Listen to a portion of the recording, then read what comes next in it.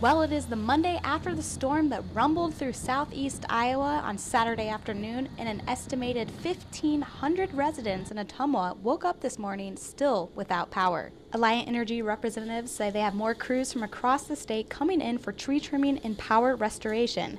They say they are on schedule to restore power to the rest of the population by this evening, although the extreme heat may slow down things a bit. I know one thing they're trying to do is clear those branches that look like they're also going to fall, because part of the issue has been they'll restore power to an area, and a line or a branch that looks like it's been damaged for a couple days. The wind catches it because we have pretty gusty wind today, and it falls and it'll take out a section they just did. So they're coming through now and trying to remove all those potential hazards.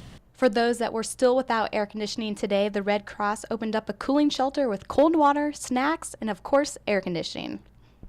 City officials say that the biggest issue they're dealing with right now is fallen tree debris, and the city has opened up a free tree debris drop-off site at the old Alliant Energy building, where you can see behind me that a lot of people have already taken advantage of dropping off their tree limbs. It'll be open throughout the whole week from 6 a.m. to 8 p.m. Officials ask that you make sure your load is secure on your vehicle when en route to the site. Well, we're just trying to get rid of them, helping out the neighbors and just trying to get rid of all the yard waste we got from last night. Quiet ahead of the storm and quiet after the storm, but that wind there for 10-15 minutes was pretty wild. And yes, that wind was wild. An icon in Ottumwa has suffered a fall. If you are familiar with the city's history, then you know that Chief Wapello usually stands atop the Wapello County Courthouse.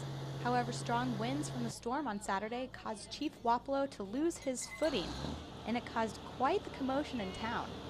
The chief has been around since the courthouse was built in the late 1800s, and the statue is truly one of a kind. The statue itself is a hand-hammered copper, and in doing so, they use such fine detail that even the ribs and the feathers are hammered out. The buckskin, even the veins in Chief Wapello's hand are shown. So they hammered that out in the copper. So the historical significance makes it imperative that we, in some way, get it back up there. Parker says that the last time he can find that Chief Wapello was off his perch was in 1950, when the clock tower was removed because of structural damage. The statue was redone at that time as well. Parker says Chief Wapello will prevail and will hopefully soon be on top of the Wapello County Courthouse again. Reporting in Ottumwa, I'm Tess Hedrick for KTVO.